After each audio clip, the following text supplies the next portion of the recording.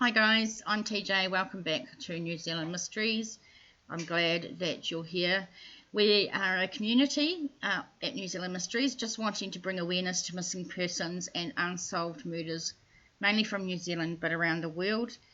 I apologise in advance for the audio and video. It's not the greatest. I'm working on a cheap laptop and just using that microphone with free software. One day I'll upgrade, but at the moment it is what it is, and I've got to work with what I've got. In the description box below, you'll find links to our Facebook page and our website. The website has an extensive list of missing persons.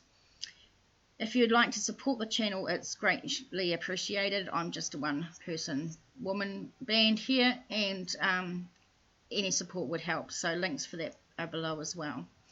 You'll also find links to all the sources that I've used.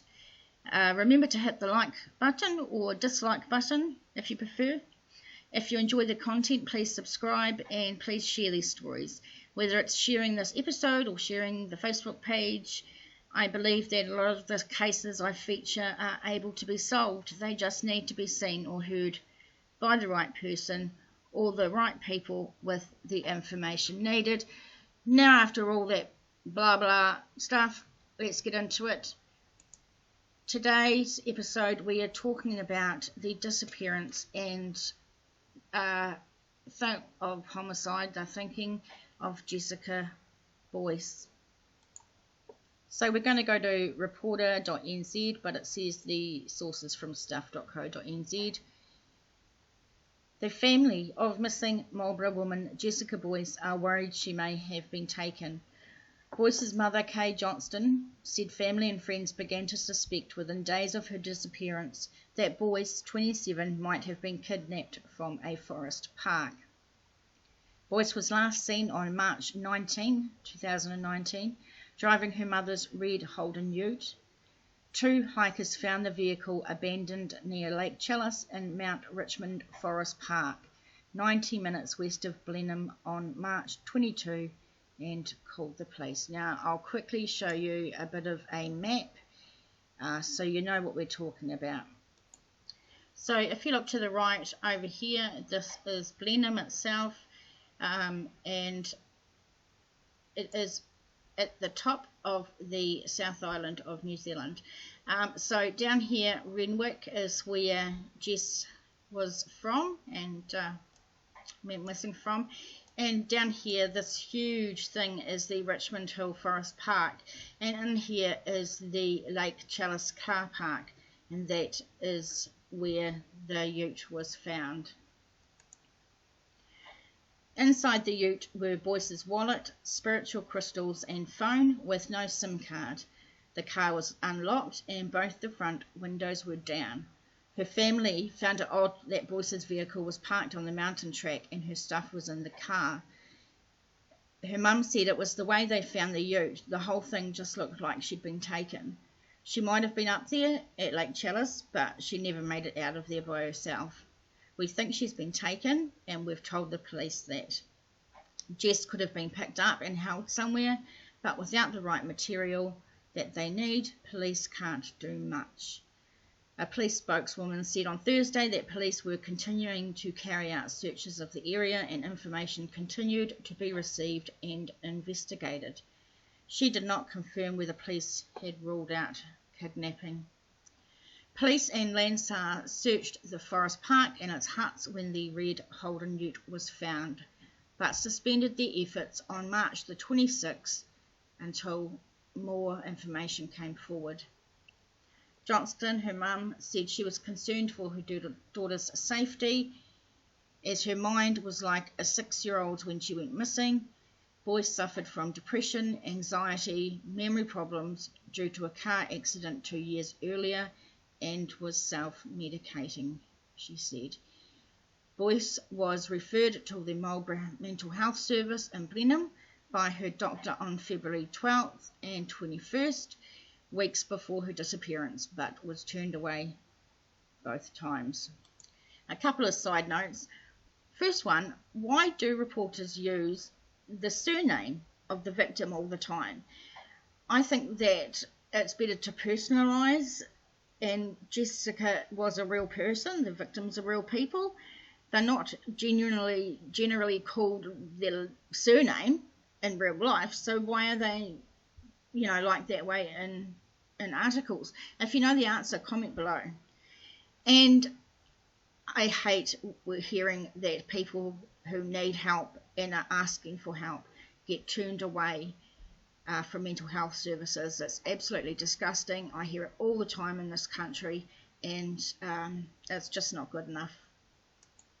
So from tvnz.co.nz, there's just a bit of a timeline at the bottom here.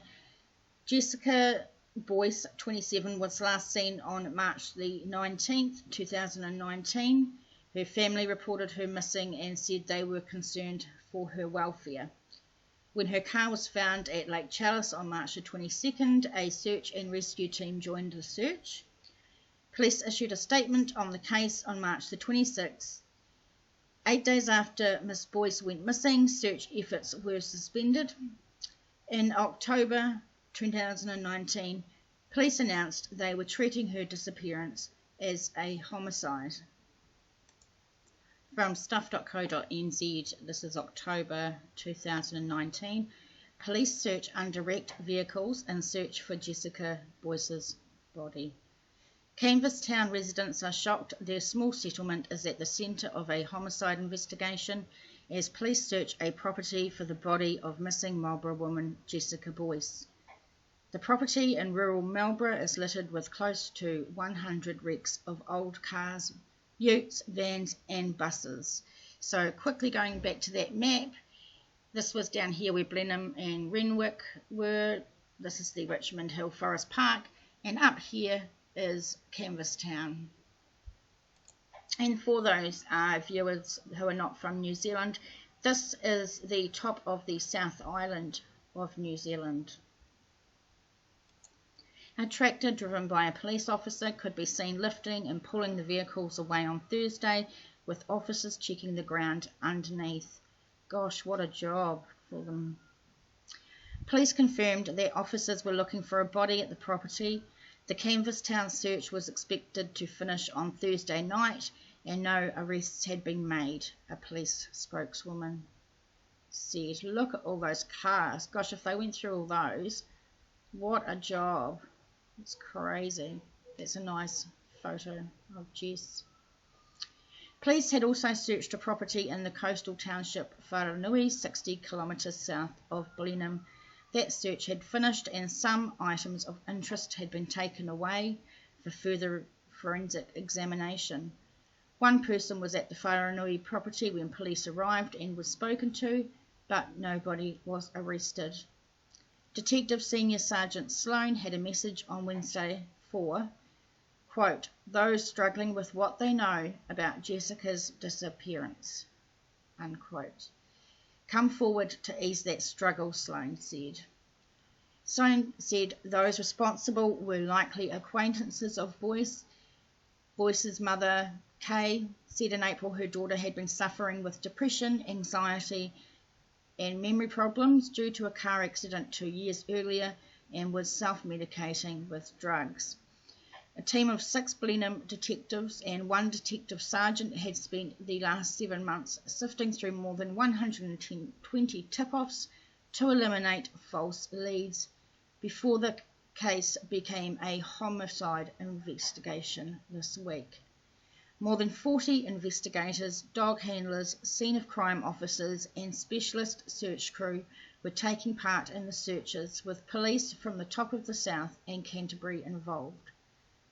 On Tuesday, police said they believed the red Holden Rodeo ute Boyce was last seen in had been deliberately planted at Lake Chalice at Mount Richmond Forest Park to mislead police.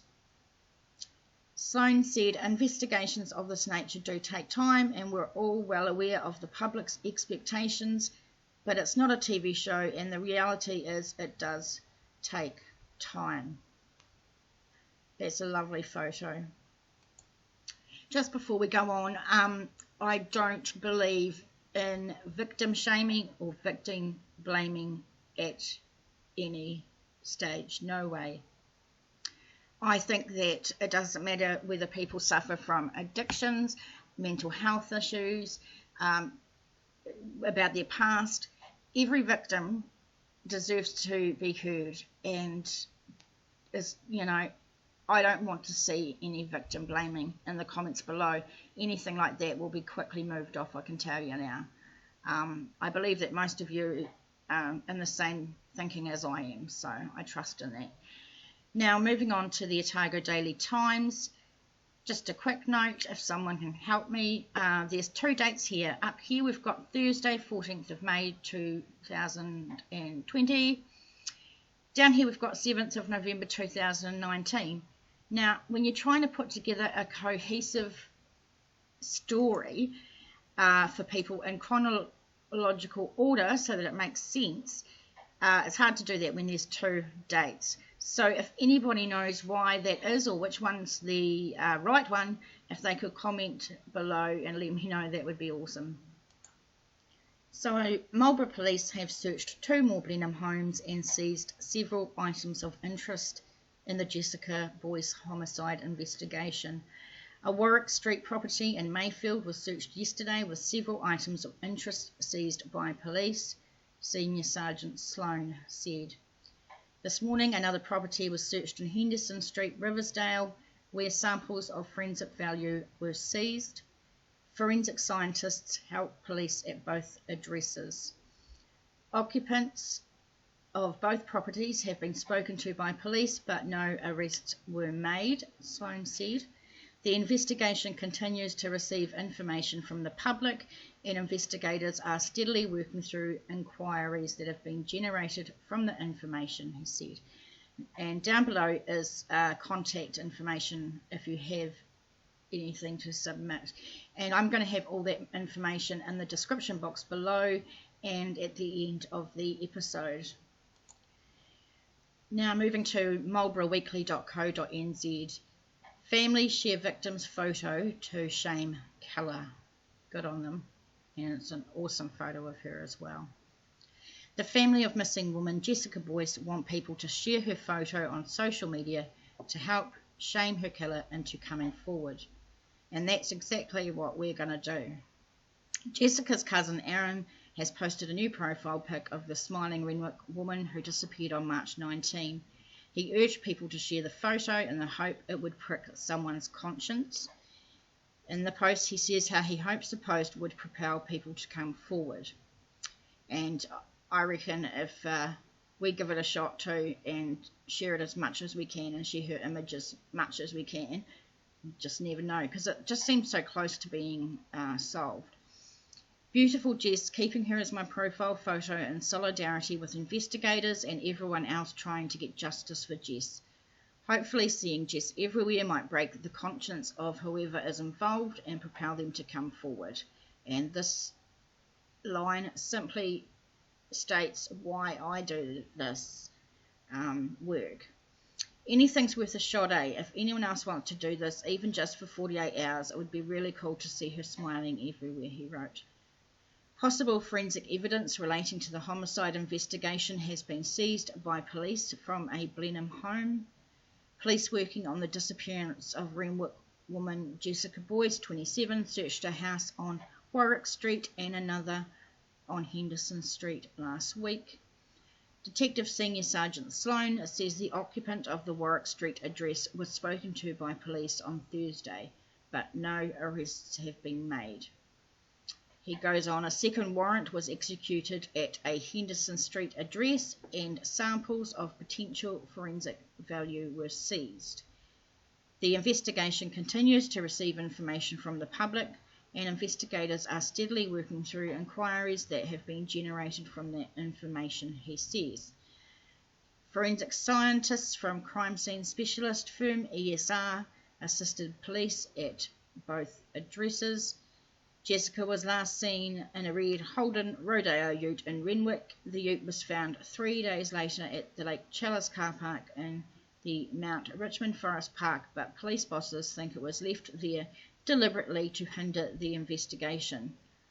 Detective Senior Sergeant Sloan says inquiries are ongoing. Next we go to stuff.co.nz/Marlborough Express. Now I want to just give a bit of a warning.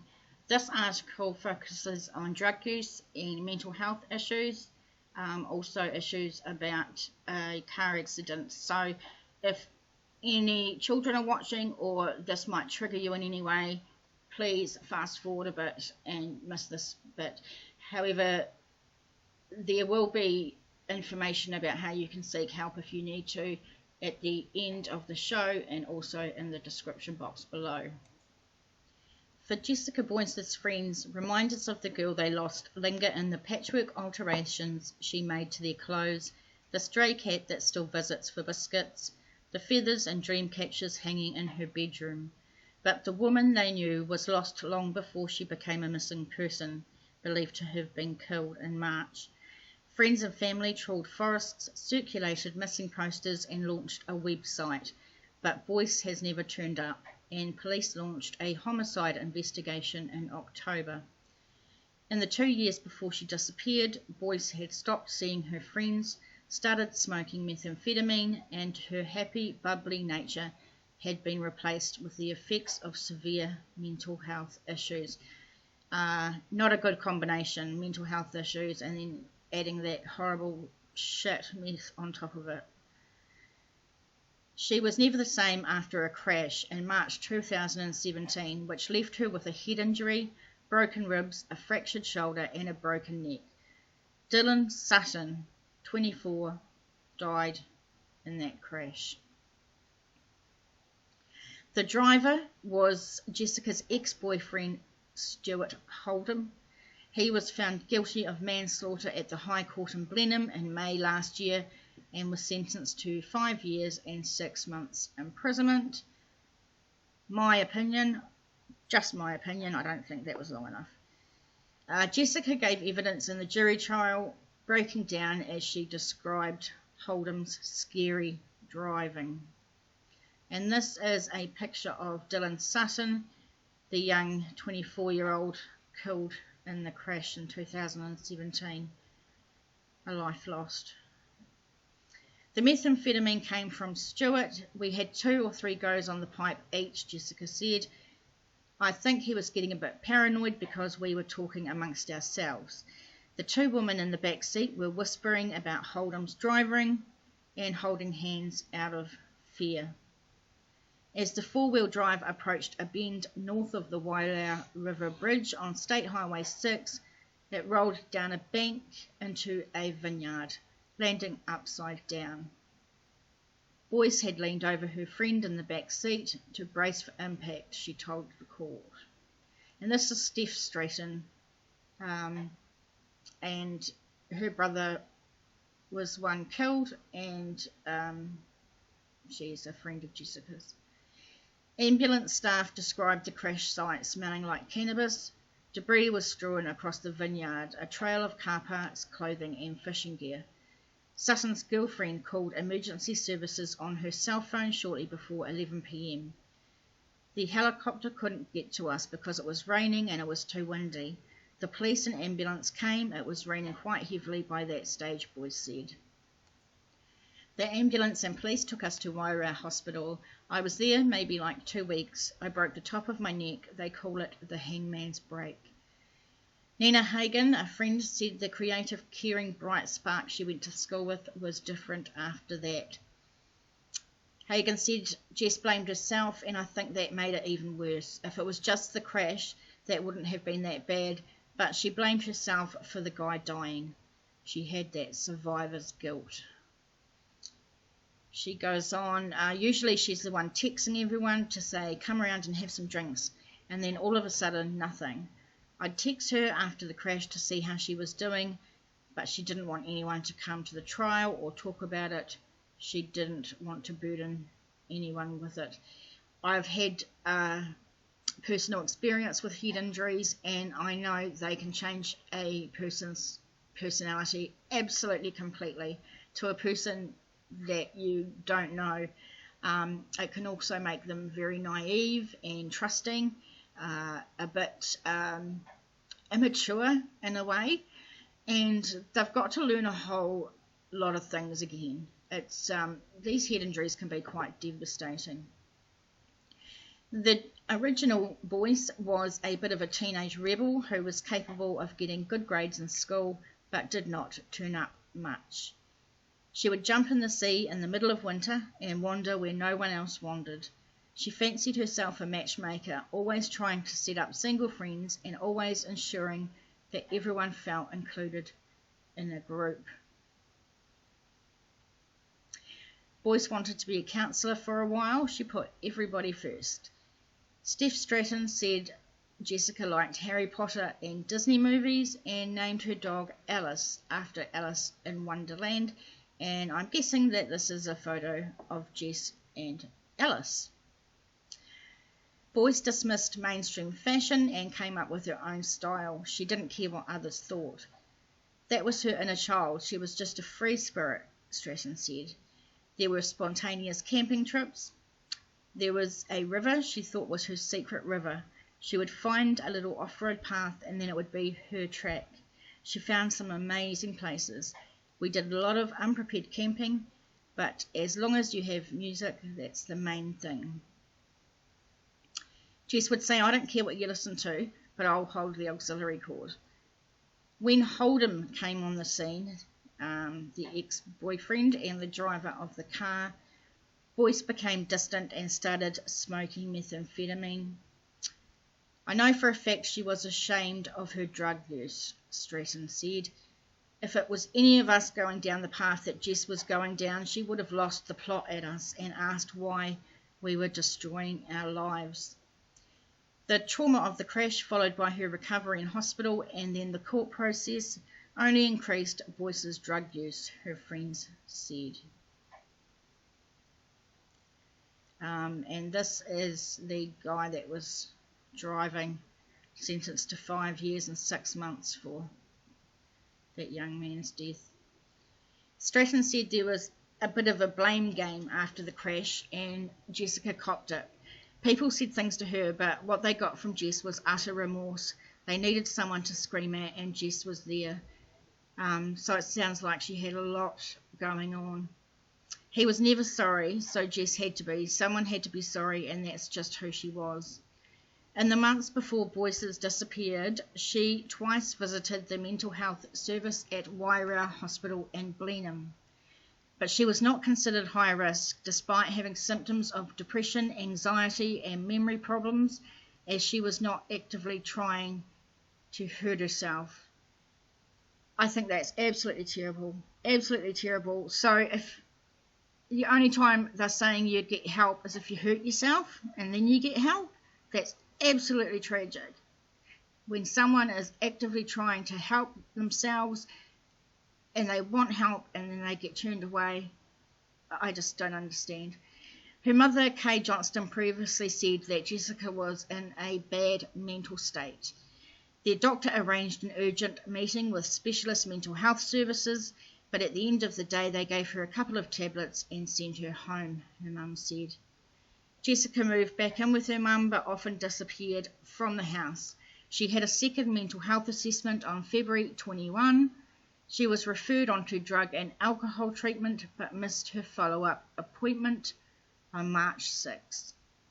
She knew she needed help and she wanted help. She even told them that, her mum said in April. A couple of weeks after that, she went missing. She was gone, just like that. I feel if they, meaning mental health staff, had listened to me and the doctor, she would be in Nelson right now getting the care she needs. Of course, Boyce was last seen on March 19. 3 days later, on March 22nd, Johnston, whose red dude was missing, called the Marlborough Mental Health Service to see if Boyce would be given treatment if she was found to have taken the truck. The Mental Health Service's General Manager previously declined to comment, citing privacy, but acknowledged Boyce's family was distressed. How nice of her to acknowledge that they were distressed. How the hell did that help them? Johnston reported the ute stolen, hoping if Jessica was found in the ute, she would be given help. When search and rescue teams gave up the search, the family took over. 6 Blenheim detectives and a detective sergeant had been sifting through more than 120 tip-offs to eliminate false leads before searching 6 Marlborough properties, seizing items of interest for forensic analysis. Investigations team leader Detective Senior Sergeant Sloan believes Boyce's disappearance was the work of her acquaintances. Police knew of her involvement in Blenheim's pervasive and growing meth scene, and their inquiries were focused on that community, Sloan said. Police were waiting on the results of forensic analysis, but weren't rushing to make an arrest. He said it's going to be a long, drawn-out investigation, but the police will keep working on it. We won't be closing this investigation until it's resolved. Frontline police did not see much methamphetamine use firsthand in Blenheim's nightlife or when visiting house parties, but they definitely seen the aftermath. The effects on behaviour, the extreme behaviour displayed by users, and the crimes committed to support their habits, burglaries and stealing from their own families and that sort of thing. Nina Hagen, a friend of Jess's again, said meth was not socially acceptable in Blenheim, and Jessica knew it. She said, I think most people would say with partying that there's a line and you've crossed it. I know people who would do ecstasy and LSD who still wouldn't do meth. She crossed over that line and she was ashamed of it. She says there is limited help for meth addicts in Blenheim. There's nowhere in Blenheim for someone to walk in off the street and say, I need help. If I go home, I'm going to keep smoking meth. Steph Stratton says, you walk into the hospital and they call the police. That's really sad that there's no help, and these people up in Blenheim, they feel like there's no help and nowhere to go. That's really sad. I am slowly losing my voice. I've done a lot of filming and talking, so just bear with me. She said it's just sad to think that Jessica probably continued to fall down this terrible hole, and she felt like there was no way back up. And yet Troy McGregor, a friend of hers, said they had not given up hope their friend would walk through the door one day. He said, we know it's unlikely, but you can never say never. Boyce's uncle Brent Boyce said on behalf of the wider family this Christmas would be difficult, their first without her. He thanked the police for their diligent investigation and their efforts to bring the family closure, as well as the unwavering support from the community. He goes on to say, Jess, you were the best we could ask for. We will cherish our moments forever. We can't see things ever being the same without your radiant, bubbly spirit. Never have we dealt with anything more difficult than facing or having to face each day without you being there in our lives. We've never met anyone like you, and we thank God we had a chance to know you as our gorgeous girl. It would be a blessing for us all if we could get you home. That makes me quite emotional. As I said, if this story triggers anything for you, there is a whole bunch of numbers here that you can ring to get help. I'm going to put all these in the description box below, and also I'm going to have them at the end of the episode. On October 22, 2019, the police released an update. Police are now treating the disappearance of 27-year-old Jessica Boyce as a homicide. We know about the car. Police now believe the vehicle, which has been seized for forensic examination, was deliberately left in the car park in an effort to mislead the investigation. As a result of their inquiries, investigators have identified a number of other locations of interest in Marlborough. Additional resources from the Tasman and Canterbury police districts have been deployed to Marlborough to assist with the investigation, which remains a priority for police. Police are committed to supporting Jessica's family throughout this investigation, and we extend our sincere condolences to them following this serious development, and we do too. Again, information down there where you can ring or get hold of police. I'll have that in the description box below or at the end of the show. And then on the 19th of March 2020, so just a couple of months ago, the police released another statement, and I'm at scoop.co.nz. This Thursday, 19th March 2020, will mark 1 year since the disappearance of Marlborough woman Jessica Boyce. An intensive search was undertaken, but sadly Jessica was not located, and in October 2019, police announced we were treating her disappearance as a homicide. 6 detectives are working on Operation Largo, the investigation into Jessica's disappearance. Our officers have established that a significant amount of misinformation has been received by police in what appears to be a deliberate attempt to impede and frustrate the investigation into Jessica's disappearance. What a bunch of, I'm not going to say. This includes the placement of Jessica's red Holden Rodeo ute in the Lake Chalice car park, which we believe was put there to mislead the investigation team. Police are also aware that several persons of interest have left the Marlborough area over the past year, possibly in the mistaken belief that this will help them avoid police attention. And New Zealand's a small country, so it doesn't matter where you go.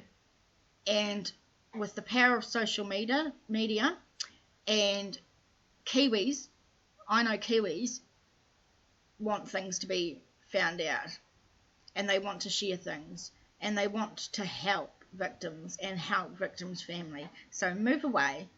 It's not going to make any difference. Police said, despite these obstacles, the investigation team is steadily working through and following up on all information received.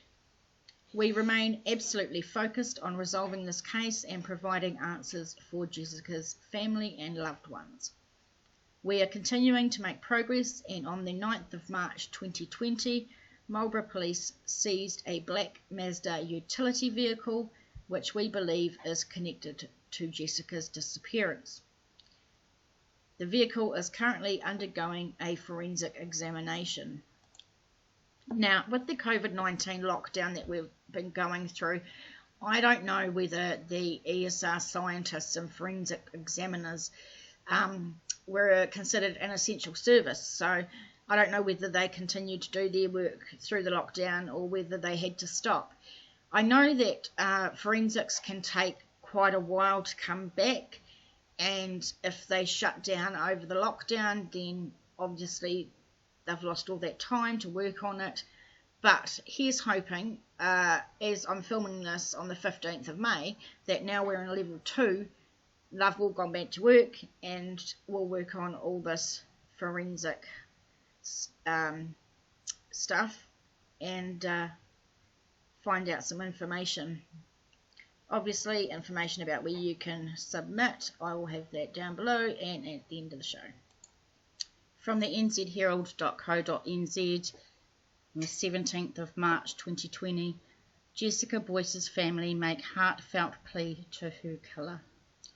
The family of murder victim Jessica Boyce have made an emotional plea to her killer to end their torment. As the first anniversary of the day she disappeared approaches, Jessica's cousin Aaron has a message for her killer. Hand yourself in. And he is begging for the murderer to reveal where Jessica's body can be found so she can finally be laid to rest. In an open message to the killer, Aaron says he still hopes that Jessica's killer will do the right thing. He says, you have had a year to do the right thing. I still, perhaps naively, hold on to hope that your conscience will get the better of you, that any good values your family may have instilled in you when you were young will win out. You will make an attempt at redemption, and you will either hand yourself in or at least find a way to communicate to us where we can find and retrieve Jess, he says. Jessica's disappearance became a homicide investigation in October. Posting on the Find Jess website last week, Aaron says the killer must be struggling with what they have done. Now, I don't think the website is active anymore. I've had a look. But the Help Jess Facebook page is still active. I went on there last night and asked to join, and someone accepted it. So I will have information about that in the description box below and also at the end of the episode, and you might want to join and help them out. In January this year, they held a vigil for missing Marlborough woman Jessica Boyce, and this is from stuff.co.nz. The 28th birthday of missing Marlborough woman Jessica Boyce, who police suspect is a homicide victim, has been marked with a vigil in Blenheim. A group of 15 people gathered in central Blenheim at Seymour Square to mark Boyce's birthday on Sunday. Her cousin Aaron said the event was subtle and non-official, because that's how Jess would have wanted it. He said, "We sat around and we shared some memories. We collectively sang happy birthday for her, and then we had a moment of silence for her after the clock tower went off at 7 p.m. We told people there's no need to turn up with candles and bunches of flowers. We wanted to share some jokes and turn up as we were, as Jess would have liked it." You can see in there, I think she has a lot of photos with pets, and this is just a gorgeous photo of her, that wee kitten. A further 50 people watched the vigil via live stream on Facebook from places such as Auckland, Wellington and Dunedin, and that's awesome. Her cousin from Dunedin, Aaron, stepped back from the search last June after the toll it took on his life. He said he had been putting off returning to Blenheim because of the memories he had in the town with his missing cousin. "I've got so many memories of being with Jess in this town that every park, every street, it's like seeing ghosts of Jess," he said. It became obvious to the family a lot sooner than it was officially announced that she had been killed. "I've known for a good while that Jess was never coming back," and that's Aaron on the left there. He said, "While it was painful," he said, "Boyce's birthday was a realisation that he had to come back to town and front up to the truth. With her birthday coming up, I knew that I couldn't miss that. I couldn't not be here with family and friends." And you know, this just goes to show what happens to the family when someone is missing or is hurt, murdered or whatever. It's not just the mum and the dad and the siblings, it's the wider family and the wider friends. It actually affects a lot of people. And that's really sad. I know this guy did so much searching. He held down the website for a while. He did the Facebook page for a while. And it all got a bit too much for him. And I actually think he probably suffers from a bit of PTSD after all this. And I imagine he's still suffering from this. So that's why I really want to help. And that's why I do these videos for the families and the victims, but for those families that need help, I reckon we can help them. I really do. So just before we go over the last details here, thank you very much for putting up with me, and I apologise again for the quality of the video and the audio, but I have to work with what I've got. I do hope one day I can get some better equipment. So let's just go over the main points. Jessica was last seen on March 19th driving her mother's red Holden ute. 2 hikers found the vehicle abandoned near Lake Chalice in Mount Richmond Forest Park, 90 minutes west of Blenheim on March the 22nd. And you can see my computer's doing the funky chicken. Why not? Police are treating the 27-year-old's disappearance as a homicide. On 9th of March 2020, Marlborough Police seized a black Mazda utility vehicle, which we believe they said is connected to Jessica's disappearance. In November 2019, a Warwick Street property in Mayfield was searched with several items of interest seized by police. Another property was searched in Henderson Street, Riversdale, where samples of forensic value were seized. Occupants of both properties have been spoken to by police, but no arrests made. The family of missing woman Jessica Boyce want people to share her photo on social media to help shame her killer into coming forward. Her cousin Aaron urged people to share the photo in the hope it would prick someone's conscience. And of course that's exactly what we're going to do. He said, hopefully seeing Jess everywhere might break the conscience of whoever is involved and propel them to come forward. And he is begging for the murderer to reveal where Jessica's body can be found so she can finally be laid to rest. In an open message to the killer, Aaron says he still hopes that Jessica's killer will do the right thing. So if you have information about Jessica's disappearance and possible homicide, no matter how insignificant or significant you think it might be, please contact Marlborough Police on 035785279.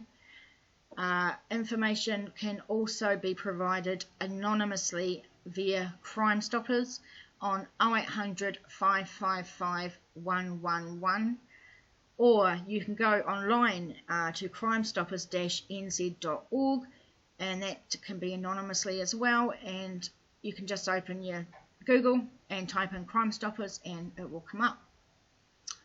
Again, if this episode brought up any issues for you, these are the numbers that you can call for help, and I am going to put some of them in the description box below and on the website. So thank you very much. I know this has been a long one. It's been a long one for me, but I appreciate you being here, and I appreciate the work you're going to do and sharing, and let's find out what happened to this young lady. See you later next time.